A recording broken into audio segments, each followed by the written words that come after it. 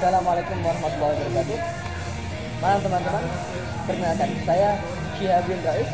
Kemudian samping saya adalah Muhammad Imam Hidayat.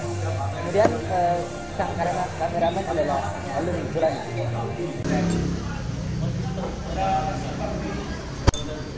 Oke teman-teman, malam hari ini kami bermaksud untuk memersenasikan karya kami, yaitu adalah RFID SIM sebagai solusi alternatif dalam pengendalian kuota BBM bersubsidi. Oke, langsung saja kita akan berbincang-bincang dengan Muhammad Imam Hidayat, yang mana beliau adalah ketua tim dari kami. Oke. Malam Imam, bagaimana kabarnya? Alhamdulillah.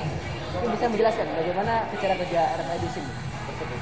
Jadi kita menggagas sebuah karya tulis nih, yang kami presentasikan hari ini, di mana kita punya solusi untuk menanggulangi kuota BBM bersubsidi yang melonjak, yaitu dengan sebuah teknologi.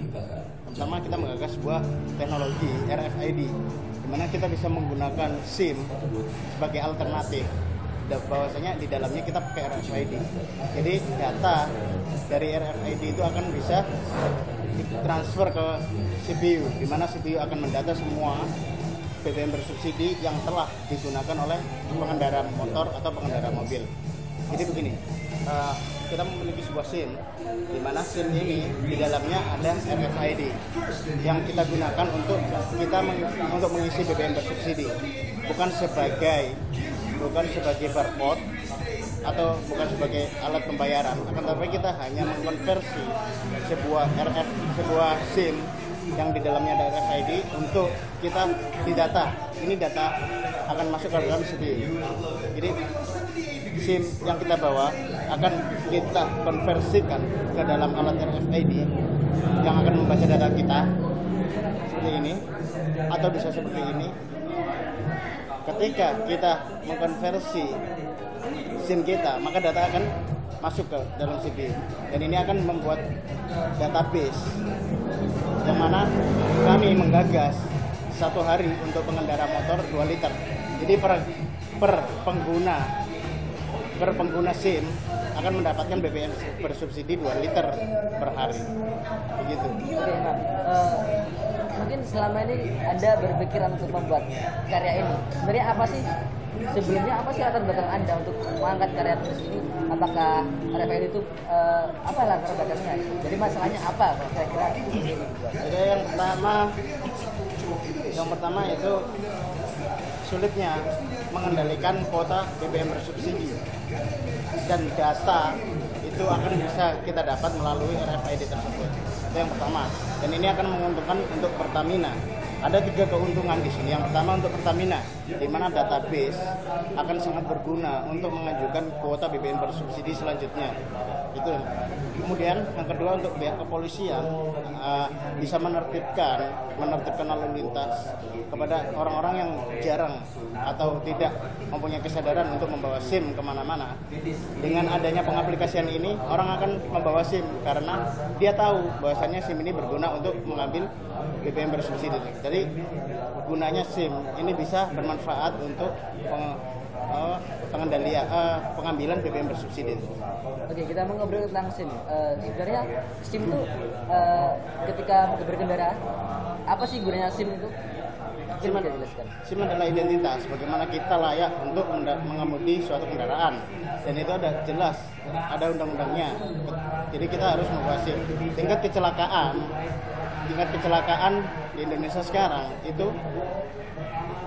banyak dari remaja. Jadi remaja itu ketika dia belum menginjak usia yang mana layak untuk mendapatkan SIM, dia bisa kemana-mana, dan ini akan ditertibkan dengan RFID SIM ini.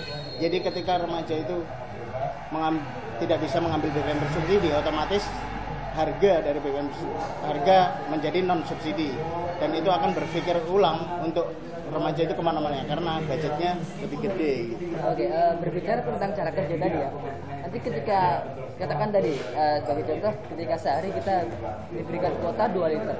Nah, ketika kita sudah membeli pada hari itu 2 liter, kemudian kita mau beli lagi, bagaimana?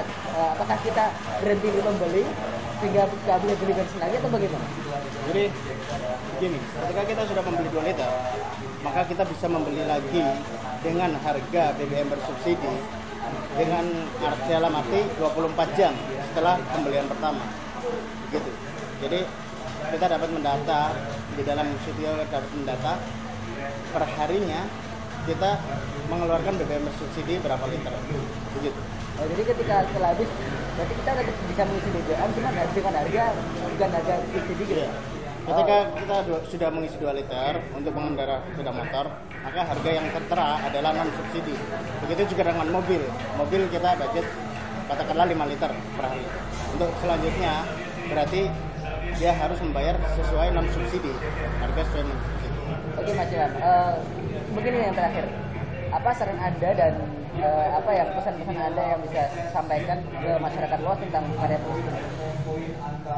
Jadi pentingnya kesadaran masyarakat untuk mendukung alternatif kuota BBM bersubsidi ini agar tidak melonjak, itu memang titik pentingnya daripada masyarakat. Ketika masyarakat mendukung pengaplikasian RFID SIM ini, maka semuanya akan mendapatkan keuntungan. Jadi pengendalian dana APBDN bisa dialokasikan kepada mungkin rakyat miskin, atau pengendalian APBDN untuk yang lainnya, katakanlah bersubsidi. Yang paling penting adalah subsidi untuk pendidikan, dan ini akan bisa ditambah karena kuota pada APBDN untuk bersubsidi BBM bersubsidi ini berkurang. Jadi kita alokasikan dananya, bisa dialokasikan ke subsidi BBM. Dananya bisa kita alokasikan ke subsidi pendidikan. Oke Mas Imam, terima kasih atas presentasi Anda pada malam ini. Semoga kita dapat mengambil manfaat dari apa yang kita coba kita aplikasikan. Terima kasih pada Saudara Imam, kemudian terima kasih pada sang kameramen kita Halil Mugolami, dan saya sendiri Rais, mohon undur diri. Mohon maaf jika ada kekurangan. Wassalamualaikum warahmatullahi wabarakatuh. Ada yang kurang ya?